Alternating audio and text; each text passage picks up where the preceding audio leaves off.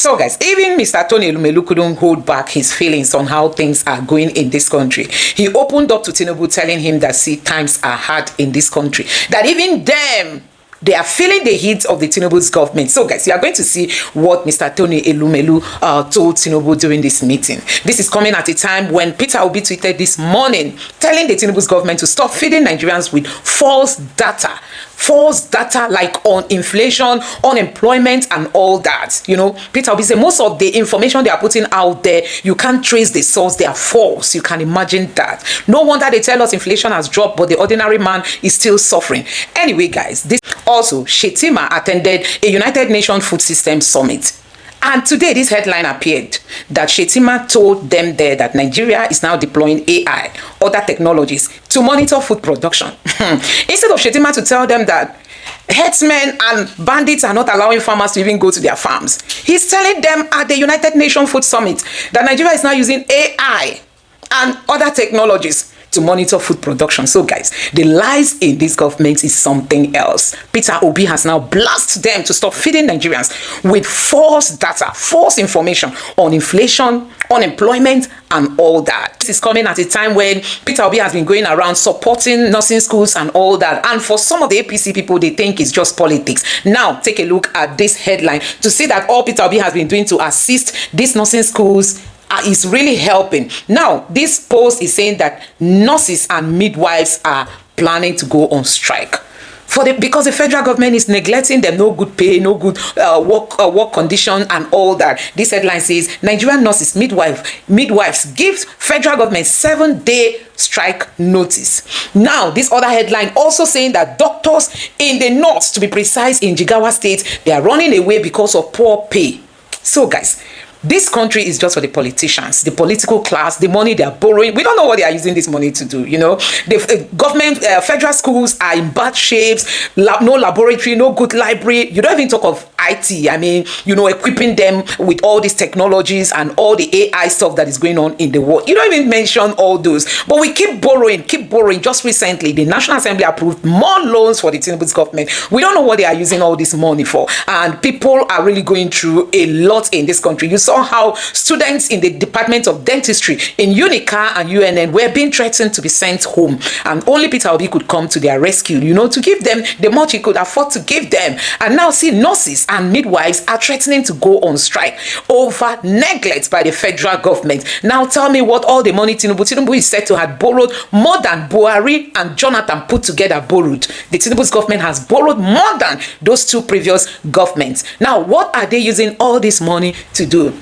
You know, some people have argued that they are keeping it for campaign. Even if they want to use it for campaign, would they use all? Do you know how much Tinubu has borrowed? You know, the debt Nigeria is owing has exceeded 180-something trillion naira. We can't even see anything to show for it. So guys, I'm just going to allow you to take a look at what Mr. Elumelu told Tinubu and other videos that you'll be seeing, just for you to know that, see, Nigerians are tired of the kind of leadership we are seeing in this country, and people cannot but ask for a change. This morning, I share with you guys a video of 130 people being pied in the north in one night, 1:30, and somebody reacted and said, so this thing happened and nobody is talking. Media houses are not talking. The government has not come out to issue any statement. That's to tell you, if you are a Nigerian, your life does not even matter to the government. So guys, when it comes to leadership, I don't really know why is it difficult for people to see that the Tinubu's government is a pure failure and has really failed the Nigerian people. And guess what? They are already into politics for 2027 while Nigerians are groaning. Anyway guys, I'm going to allow you to take a look at this video. Just take your time, watch these videos and see what's happening in the country, and for you to know that honestly it is time for us to sit up. Even a Tinubu supporter has come out to say that Tinubu is an incumbent president. It's difficult to defeat him in an election. That's to tell you that they are all waiting for rigging, nothing else. I'm going to be sharing that video with you too. Just take your time, watch these clips and drop your thoughts in the comment section below. Please don't forget to subscribe to the channel, turn on the notification bell. Now take a look.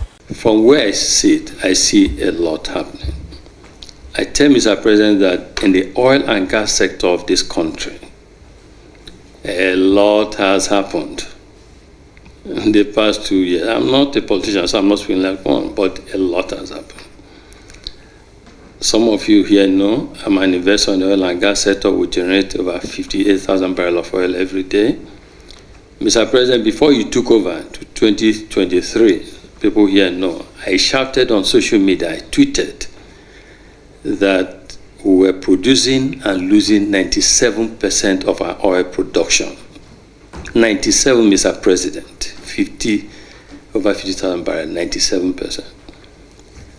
Mr. President, every month we do what is called fiscalization.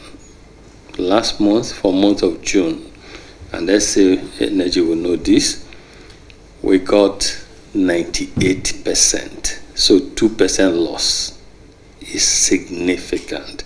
People don't know this, but it takes time for people to know what's going on. So whenever I have the opportunity, I say it as it is. Power is so critical. You know, Mr. President, with the energy we have in this country, youth energy, youth population, the stability you're bringing, this country will take off. Some generating companies are indebted to banks.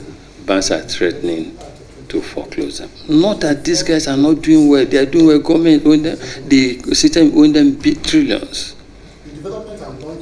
The hydro companies, Ayo, I know Mr. President, this man, Ayo, he doesn't let people rest. Ayo is saying they should pay concession fee. The Zach is not here. Zach is saying that he's closing companies for not paying tax. We said, Zach, where would they pay tax now when revenues now they are not getting paid? And staff salaries impaired, spare parts difficult and co. So, sir, the Gencos have the patriotism, yes, the willingness and the capacity to do more in terms of power generation. The major issue, sir, is the debt. So, Mr. President, I know CME is trying. I know you're trying. You didn't create this problem, but please, sir, just so that we can complete and advance the transformation you've started, because power is critical for it. Please help look into this. You made an argument, and you said Peter Obi lacks political structure in the villages and at the grassroots level. But if you look at the figures and what came out of the election of 2023, Obi won in places like Lagos and Abuja. I'm happy for him. And these are strongholds where even well-established parties with traditional structures struggled. How do you respond to those who view these not as a weakness, but as evidence of a new kind of political movement or evolution that's taking shape in Nigeria? You know, the funny thing about Obi's position in 2023, even if he had the most number of votes, they were not going to declare him as president. Why? Very good question. Because he didn't win enough votes in 2/3 of Nigeria states. 25%. He did not. So the point still stands. The point still stands. Obi's numbers beyond certain points they were not representative of somebody that had gotten the big numbers he got in Abuja and the Lagos of this world. They were mediocre. They were a reflection of somebody who's not national. The beauty of the Nigerian Constitution is that the Nigerian Constitution doesn't care, just like every constitution, it doesn't care about your feelings. It doesn't care about your feelings. Your assumptive positioning. The beauty of my conversation. Just remember, your assumptive position about 2027 and the kind of confidence that you are having is as though you think that there is no contest for Bola Tinubu and the APC I have in never said 2027. that. I said your assumptive positioning. And your narrative for me, brother. Just for a moment, your argument is tending towards the fact that in 2027, it's going to be an uphill task for anybody to beat Bola Tinubu. I didn't even say that. Do you think that is beatable in 2027? I didn't say that. Do you think it's beatable? Anytime somebody goes in the ring, they can be beaten. And there are those who think that if Atiku will have an opportunity, if he pairs off with Peter Obi, to defeating Bola Tinubu and the APC. Just to be clear, by the way, I'm a boxing fan. If you get in that ring, you can be beaten. Now, it doesn't mean that Bola Tinubu can be beaten. Anybody can be beaten. Anybody can. If President Bola Tinubu does not ensure that the Nigerian economy is stable, if he doesn't do his numbers well with respect to the politics, they'll beat him. And that's why he's balancing governance with politics, because he knows that anybody can be beaten. Now, he comes in as a USIC who is invincible. President Bola Tinubu has never lost an election. That's a gift and a curse. It's a gift because it gives you a sense of invincibility. It's a curse because if you dwell too much on it, you could get knocked out by a sucker punch. Hashim Rahman beat Lennox Lewis in South Africa in a match where people thought Lennox Lewis was just going to, walk over it. The only beauty of that design is that in boxing, you can have a rematch, and by the time the rematch came, Lennox Lewis had woken up to the danger of a sucker punch, and it was a walkover. So as long as you're getting in the ring, you have to understand that even though it looks like you can beat this person, you cannot make yourself susceptible to a sucker punch. So let's be clear. I don't do assumptions. I say things. But do you fear the pair of Atiku and Peter Obi if they are able to make a comeback? Why should I fear? What's my own with fear? I'm saying that you are of the opinion that Tinubu is a candidate to beat. First of all, forget Tinubu. Anybody who is on the throne is a candidate to beat. Because sometimes people think it's about the individual. The design of elections, go and check the statistics. Do you think Tinubu is invincible? First of all, it's not what I think. He's been invincible so far. It's not about think, it's about statistics. But that's a different thing. Go and check the design of elections over history. Incumbents always win re-election. So that's one. Now combine that. Except in 2015. That's why I said always. And always means that there are situations that, so more than 50% of the time, incumbents win elections. So head or tail, incumbents will always take precedence over being beaten. They always come back over not coming back. That's one. Then combine that with these incumbents who is so far invincible at the polls. I think that's a very powerful combination, and that's considerable. Even his enemy, is anybody who doesn't like him, who wants to beat him, has to think with this understanding in mind that one, just by design of incumbency and history, is an advantage position. Two, just by his own personal history of elections, it brings that advantage, and that's an intersection of two very strong advantages.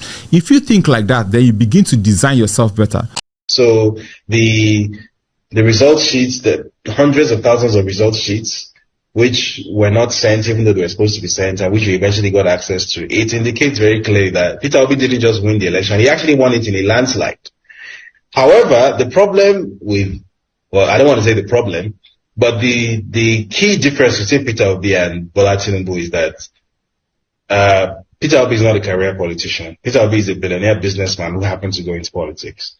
Had it been the roles were reversed, and it was Tinubu who was in a situation where he won an electoral landslide and then his mandate was stolen by the other candidate, what Tinubu would have done is something like what's that Kenyan candidate who lost the election? What's his name? Raila Odinga. Raila Odinga. Thank you very much. So what Raila Odinga did in I believe it was 2015 or 2016. No, it was 2015, where he was declared the what's his name? Uhuru Kenyatta was declared the winner of the election. Then Raila Odinga took his supporters to some stadium or whatever and got some judge to do like a mock swearing in and called himself the people's president. That kind of stunt, even though you could say it's treasonous, that's exactly the sort of thing Tinubu would have done if he was in Peter Obi's position. Because that's what a politician would do. If you know that the people are on your side, or you have a large enough number of people on your side, then you know that there are other cards you can play, in addition to just going to court. Because you know that the security agencies, for example, are not going to come after you, because if they know that if they do, they can start a civil war. So you play that to your advantage. That's what an African politician would do. But Peter Obi is, as I said, is a businessman, he's not a politician. So because I've actually spoken to him since the announcement, and all he's concerned about is, well, gather evidence, go to courts, gather evidence, put our legal case together properly, blah, blah, blah. But the thing, I personally, I haven't told him this. I'm not part of his campaign team anyway. But what I personally believe is, notion, or what do you make of that kind of situation where he thinks what is going on in the Labour Party needed a firm and a very, very strong handling, but he didn't see that that Peter Obi was able to handle that situation the manner in which he did. Are you also disappointed with what is happening in the Labour Party? Let me say this. What is happening in the Labour Party is, for me, the noise next door. I'm not a member of the Labour Party, and I have labored to make this clear before the election, during the election, and after the election. I have not concerned myself with what is happening in the Labour Party. Correct. Kenneth joined the Labour Party, so it was his business what was happening there. It's none of my business, and I've not made it my business. I'm not a politician. I'm a citizen of a country that is not yet born. A victim of Nigeria looking to have a better country in the future. Peter Obi is a man that I admire a lot. I don't expect him to dictate what should happen in the Labour Party. When did he join them? The Labour Party is a party. It's not, I believe that if it's a party, to an extent, they would have to find a democratic means of resolving their differences. Peter Obi is not in a position to dictate the terms of their settlement to them, and I don't expect him to. Obviously, Kenneth Okonkwo has a different understanding of what Peter Obi's response should have been. He is a politician, just like Peter Obi is a politician. They are the ones who decide what political tactics works for them as politicians. Me, I'm not a politician. As of today, if there were to be a presidential election, Peter Obi is the person I'll still queue behind, because I believe in his capacity to take Nigeria in a non-violent manner to the revolution that I desire. I wish to see Nigeria turn around, and I don't want to see that happening violently. And I believe that Peter Obi has the mass appeal and the capacity to unite this country behind a vision for a better future. That is the basis. As at today, I don't know what he might do tomorrow that might change my mind. I'm a free agent. It might be that tomorrow he decides to align himself with persons that I do not believe I can vote. Yes. People that I believe cannot bring anything good to Nigeria. And on account of that, I might decide, okay, hasta la vista, we can't work together. But as at today, barring any dramatic, I hope this meets you well. First and foremost, I remain solidly behind the Tinubu administration, they are just going to come and prank Nigerians again by giving the likes of IBB's son appointment. If you like, give Buhari's son appointment. You are giving individuals that are already made appointment, and you think it's going to make us forget. No, Northern Nigeria is not going to forget. We have suffered, we are still suffering, and we are the only individuals that know what we are going through. So giving these appointments is nothing. Renaming a university after the former president, oh wow, that's actually a good thing, but that is not going to get you sympathy votes from Northern Nigeria. Never. Because we know what you've done to us, and the Tinubu administration have put us in. See, people, when Ogufi beg you for 5K before, they go beg you for 5K now. People that were able to feed themselves and their family are unable to feed themselves and their family right now. Why? Because of the stringent conditions that has been imposed by this government on Nigerians. We in Northern Nigeria, wallahi, we are not going to forget. This, you see this? It is nothing. It is nothing. If you like, go to the house of every elite in Northern Nigeria, pick their first sons and daughters, give them appointments. We would not forget. And that's not going to make the APC and the Tinubu administration get sympathy votes from Northern Nigeria. We are saying no to that this time around. No. So continue giving the appointments. Continue giving the appointment. Continue doing what you feel is better for you and what is going to save your administration come 2027. But we are not going to forget. We will never forget. Because we know the injury that your government has imposed on every Nigerian, not even Northerners. And to all Nigerians, I would always say this: if you like, allow religion to come and play a role again. To all Nigerians, if you like, allow tribe or anything to come and play a role again. This is the time for us to come together and make sure we do the right thing by putting the right individuals in office. I don't care who. Let the person be accountable. Let the person come in and change the current status quo of the suffering we are in this country. Enough is enough. And that is just it.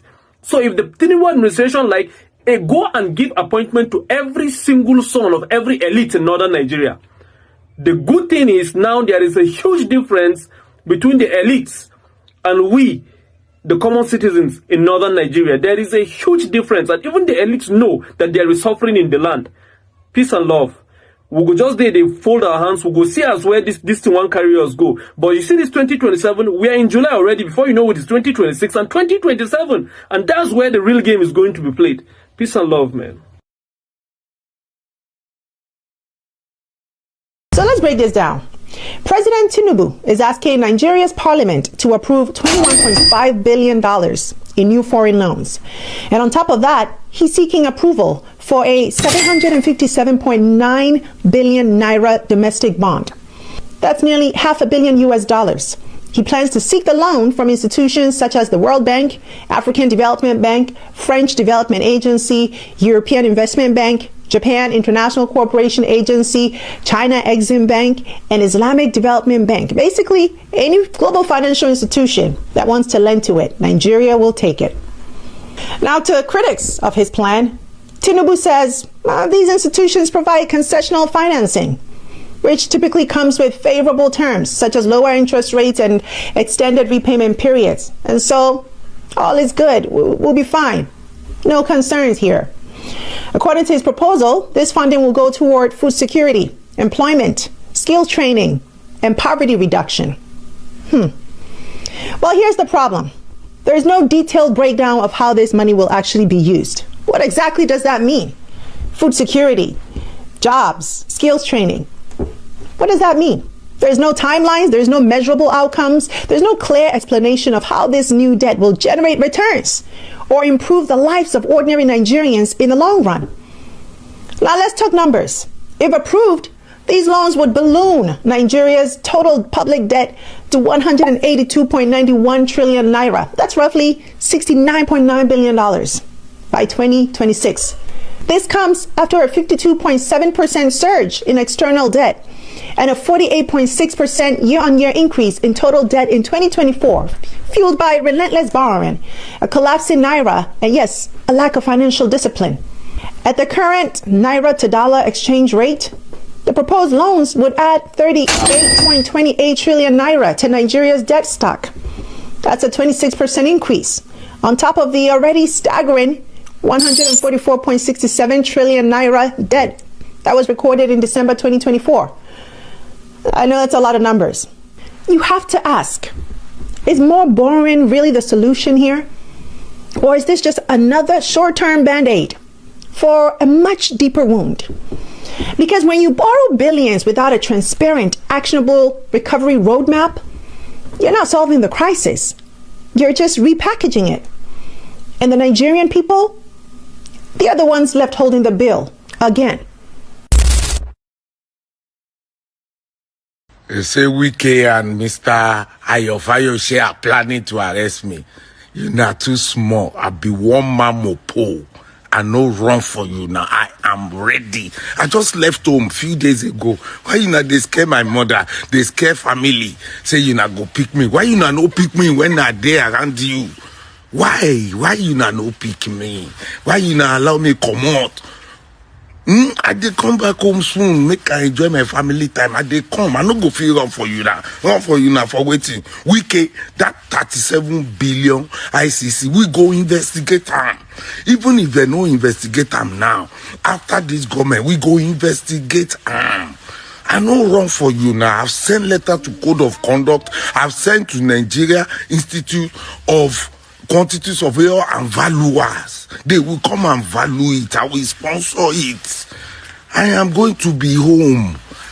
Arrest who? Am I running for you? Do I look like Remo Cray? Do I look like someone that feel run? You not funny. Now me, you know the shakara. Make you not allow my age mother to relax well. Make you not no shakara and no run. I'm coming back home. Make you not do what you want to do. Ekiti Airport, I go investigate them. I go investigate ICC. If we know if we catch you now, we go catch you now later. If you not found one thing, we go catch you now. My brother Ayo, Osoko, me Osafun, I no run for you. I swear to God Almighty. Wallahi, the cell is for people. I am standing on the truth, and you guys are you are sitting on taxpayers' money. We can ask you questions at any time. It's our money you are spending. I know how much I paid on ground rent recently. I know how much I paid for CFO recently. I am asking, how are you spending my money? It is my right. I'm not scared of you now. They make they do. I was there now. Igele rale me, carry me, carry hands tree, and you let me walk. You not go drop if you have found one thing after our investigation. If this government no allow us, next government go allow us. So guys, you have seen it for yourself. This is one of the reasons why, see, if you're a patriotic Nigerian, you get to know that this is time to tell this government that enough is enough. The only part they have now is to rig elections, you know. You see what Wike is dangling, how Wike is dangling all over the place. It's because they have confidence the election can be rigged. But Nigerians, if we can stand up to the occasion, you saw how Peter Obi shocked them in the last election. They least expected the impact they saw. That is what they are still going to see. And if we are going to insist that this election, the results will be transmitted live and direct, there won't be any story. See, we are going to achieve it because rigging is the only thing they are hoping on, and using the judiciary to uphold whatever rigging is going to take place. But this time around, that's why we are asking people, please lend your voice on this issue of electoral reforms. Yes, let's reform. We know that the politicians always know their plans to maneuver all these reforms, but let's reform first, and when we go out there, you must have heard Nigerians saying that this time around we are going to protect our vote. This one is not vote and go home. Go home care.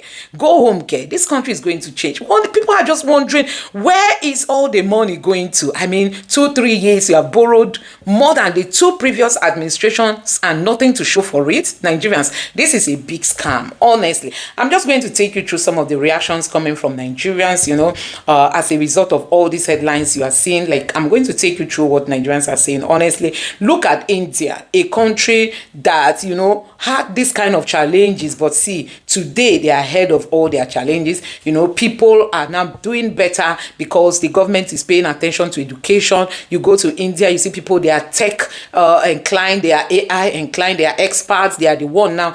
India is just like a hiring hub for the entire world. The Americans, the Europeans, they hire from there, and they are brainy. You know, they sabi book. That's why it's not just hiring the wrong person. And that's why Peter Obi is telling Tinubu, please stop deceiving the public now. Unemployment is growing. The figures are growing because Nigerians are idle. Have you not seen the video of a man that said, if you are a Nigerian today and you are earning 500,000 naira, you are still poor, because that is not going to solve you any problem. 500,000 naira.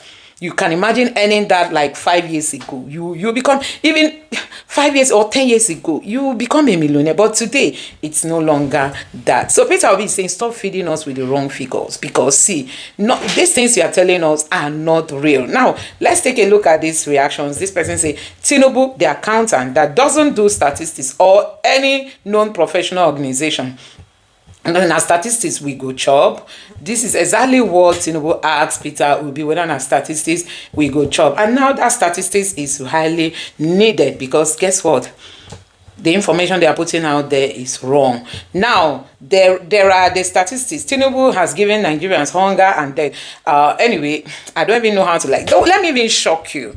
To even tell you that this wrong information Peter Obi is talking about is true. See, Shetima attended a UN food summit, and he told them that Nigeria is using AI. Nigeria is using AI. So guys, when I saw that headline, I was like, God, these people, they will lie at home, they will lie abroad, they will lie everywhere.